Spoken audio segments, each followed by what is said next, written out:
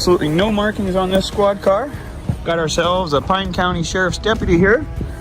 405 WMZ. You see that in your rear view, definitely take caution and slow down. No, thank you, sir. All right.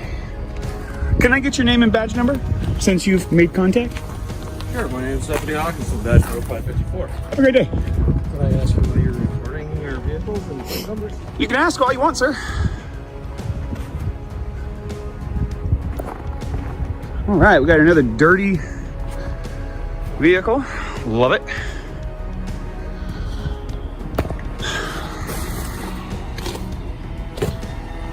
All right. Let's take a look at something here. As we all know, you have to establish privacy.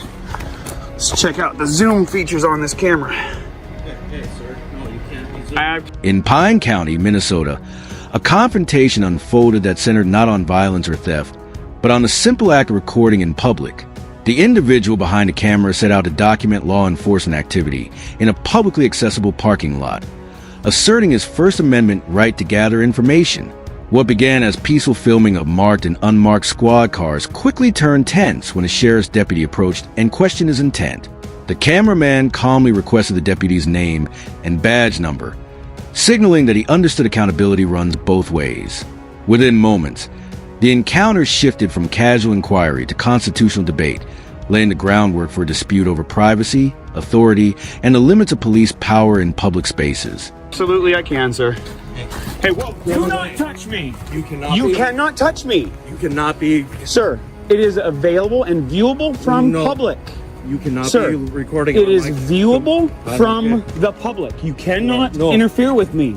Yes. You cannot interfere with me. Recording inside the vehicles with okay, let's take it down a step. Let's take it down a step.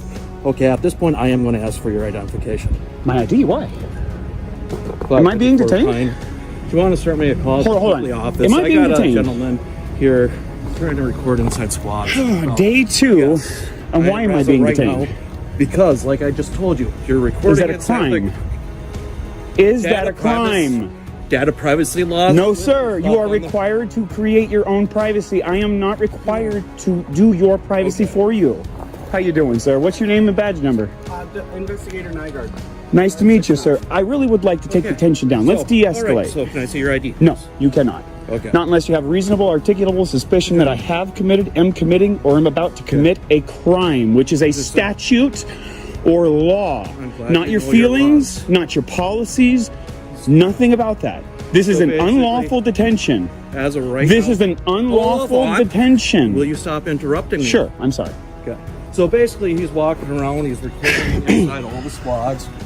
The situation escalated when the deputy objected to camera zooming toward the interior of a patrol vehicle.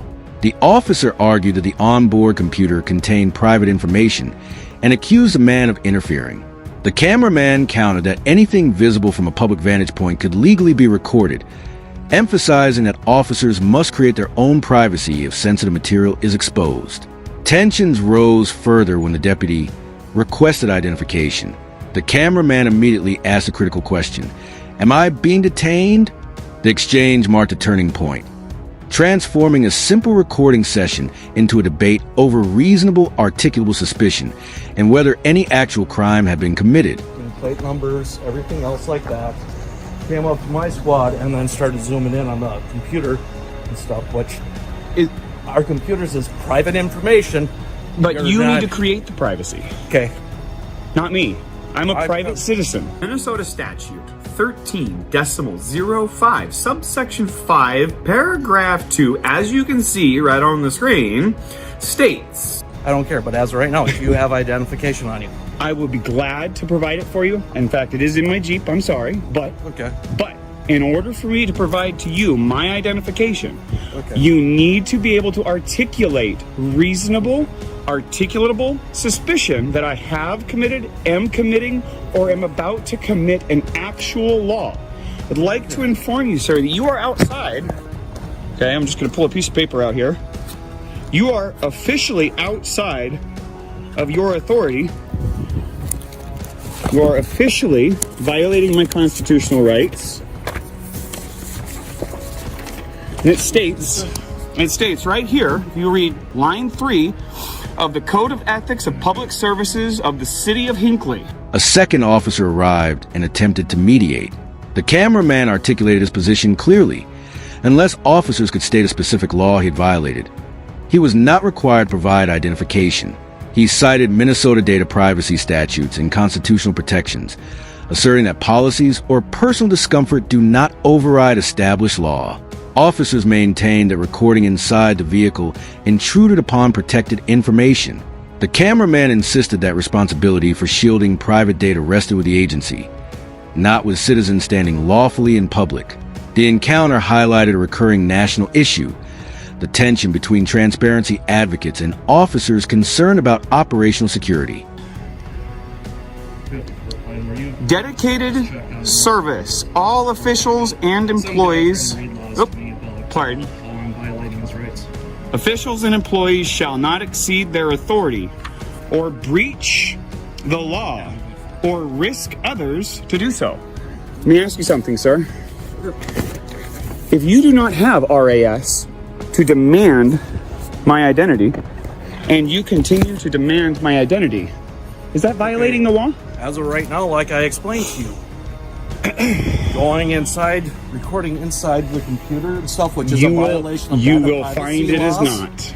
I am not in violation of any privacy laws. Yes, you are. Sir, So, if you need privacy, it is your I told obligation you- to create it. I told you not to be recording, and you zoomed in onto my Well, computer. I actually zoomed in far before you So, asked anything either of way, me. I You told also to stop, contacted and you me. did not stop. Did you touch me? So, I told you to stop. Did you I make reached out physical to- contact with me? I reached out. Are to you take aware the that phone that's away from you. assault? Okay. That I'm is not gonna simple debate battery. this with you. Well, then am I So- free to go? Do you have an ID with you? I do. Can I see Always. it, please? No, you may not. As the debate continued, the cameraman accused the deputy of exceeding lawful authority and even referenced the city's code of ethics regarding public officials. He framed the ID demand as a constitutional violation absent reasonable suspicion of a crime. The officer maintained that zooming toward the computer justified further inquiry. The exchange grew increasingly rigid, with neither side conceding ground. When physical contact was alleged after the deputy reached toward him, the cameraman described it as assault, further intensifying the situation. What might have been resolved with clarification instead evolved into a standoff over definitions of interference, privacy, and lawful detention. From this point forward, I will observe my right to remain silent. I have nothing further to say to you without a lawyer present. That's fine. I'll just get a hold of my supervisor and I'll see what. Maybe he'll educate you. Do you really have to be so rude? When my rights were violated and I was assaulted by somebody who was sworn to uphold my constitutional rights, I get pretty upset, sir. I'm so sorry to hear that. I'm sorry to hear that you don't know my rights or care about my rights and you want to try and use tools of intimidation to take my rights away from me. I'm not going to have it. Take any rights away from Are you demanding my ID? I am asking you for. Am I free to go? Just hang on, bro. Am I free to go? I said hang on. Am I Quick. being detained? I already answered that question for you. And what crime do you suspect of me to be committing? Have committed or am about to commit? What law? You're being very quiet here, Mr. Nygaard. You understand what I'm doing here, don't you? Trying to figure out. Choosing to assert his Fifth Amendment rights, the cameraman invoked his right to remain silent and requested a supervisor. The deputy responded that a supervisor would be called to educate him. The interaction reflected a broader dynamic often seen in such encounters: citizens insisting on constitutional literacy and officers relying on discretionary authority. As additional officers gathered, the focus remained on identification. The cameraman repeatedly asked whether he was free to leave, underscoring a central legal threshold. Detention requires justification. The moment captured the delicate line between consensual conversation and investigative stop. What's going on? Mind you, folks, this is day 2. And we've already got a cop who's addicted to identification. God, man, it's like crack to these people. Morning squads. Going up the license plates. Everybody was very polite. Oh, we got State Popo. Look at this. Look at this. He's recording license plate reading. I don't know if he's doing a Facebook Live thing or whatever else. And he goes walking up to my squad. I told him do not record inside the squad since I have the computer up. And we got a privacy laws, and of course he zooms in on the computer and everything. How you doing, ma'am? Pushed his arm away from Doing great, thanks. my window, and This is Minnesota here for you folks. telling me that I'm violating. When a supervisor arrived, the narrative shifted slightly. The officers described the cameraman's actions as suspicious, emphasizing his focus on squad cars and license plates. He maintained that collecting publicly visible information for dissemination was lawful and protected activity. The presence of multiple officers added pressure, but the cameraman continued to frame the issue around constitutional rights rather than emotion. The scene underscored how quickly public recording, particularly of law enforcement, can draw scrutiny. Across the country, courts have increasingly affirmed that recording officials performing duties in public is protected speech, so long as it does not physically interfere. You asked me a question. Went great. Okay. It went great. Nobody violated my rights. Nobody interfered. By the way, you guys are interfering with my process here. You are interfering with my ability to collect news for public dissemination. It's a violation of federal law. Talk to me anymore. He doesn't want trying to figure out what's going on. I just told you, I'm here to collect information for public dissemination. I'm exercising my constitutional rights, and I wish to be free to go. Would you mind giving me your name and badge number? Despite the cameraman's repeated questions, clarity about his detention status remained ambiguous. At one point, he acknowledged what he believed to be a Terry stop, referencing the limited authority officers have to detain and pat down individuals based on reasonable suspicion of criminal activity. He maintained that such suspicion was absent. The supervisor's tone appeared more measured, suggesting a possible de-escalation. Still, the underlying disagreement persisted.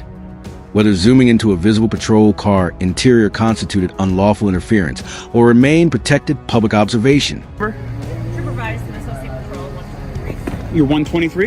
Yep. Oh, that's actually my former license number for my profession. From California, license 123 is funny. Ironic and...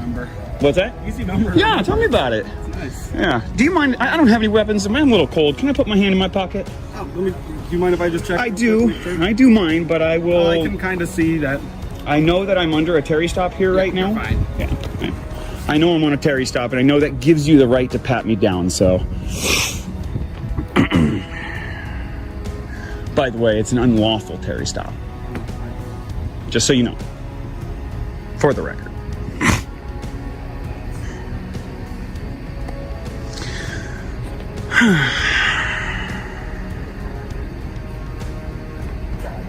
Eventually, the supervisor indicated that the cameraman was free to leave the parking lot. This statement carried legal significance. If a person is free to leave, they are not detained. Yet the cameraman and later commentary raise an important nuance. Being free to leave also implies being free to remain in a public space. The resolution suggested that no enforceable violation could be clearly articulated. The officer's attempt to secure identification had not yielded grounds for citation or arrest. The encounter wound down not with charges, but with lingering questions about boundaries and education on both sides.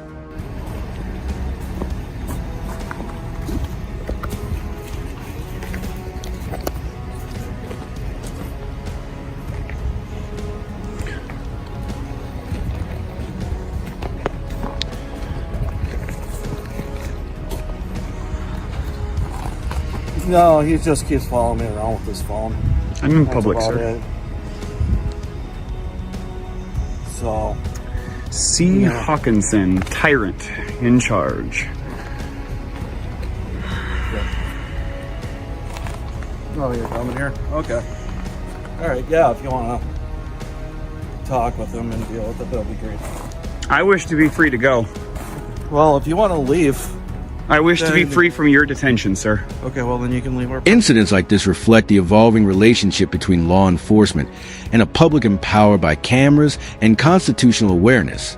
Recording in public has been repeatedly upheld as protected activity, Yet confrontations persist when officers perceive potential threats to privacy or security. The takeaway is multifaceted. Citizens benefit from understanding their rights. Officers benefit from clear policy and constitutional training. And de-escalation remains critical for both. Transparency and accountability need not be adversarial. When rights and responsibilities are understood on all sides, encounters like this can remain professional rather than confrontational, preserving both public trust and constitutional integrity.